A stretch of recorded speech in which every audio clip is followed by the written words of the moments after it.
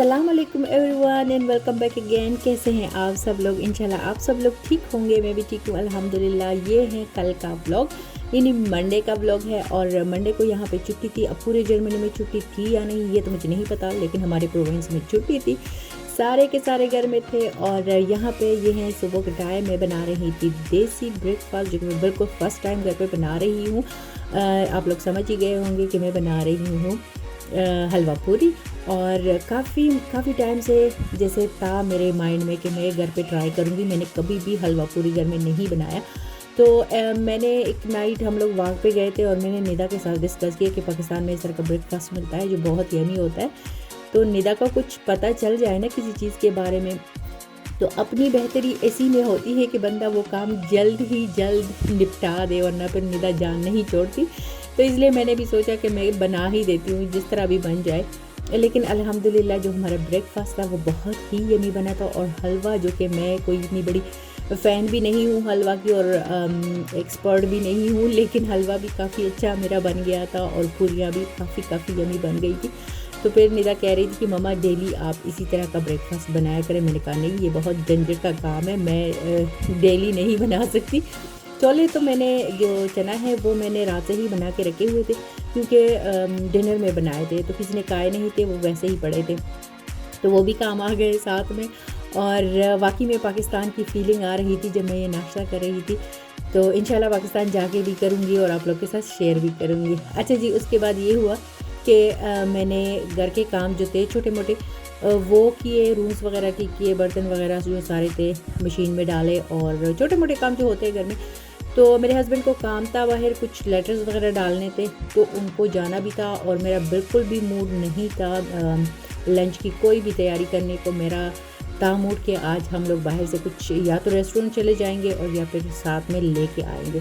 तो निदा का पंगा हो गया, वो नहीं जा रही थी साथ में, तो फिर दिल नहीं कर रहा था कि हम लोग रेस्टोरेंट जाएँ। फिर सोचा कि हम लोग घूम फिर के आ जाएंगे।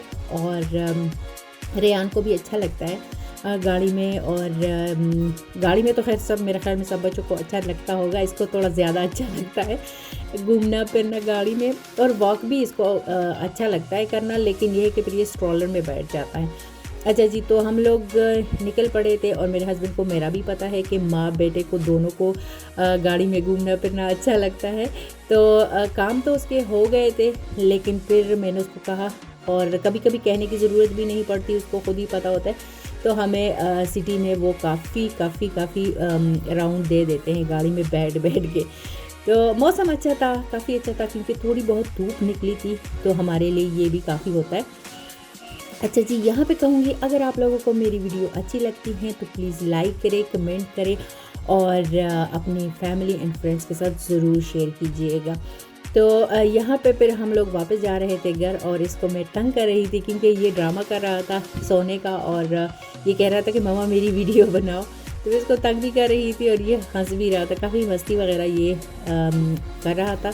और बस अभी हम लोग जाएंगे वापस, और वापसी पे जाते ही अपने घर के पास जो एक टर्किश रेस्टोरेंट है, छोटा सा एक रेस्टोरेंट है, लेकिन उसका जो सैंडविच डिनर कबाब होता है ना, वो बहुत ज़्यादा यमी होता है। अभी मैं बाद में आपको दिखाऊंगी।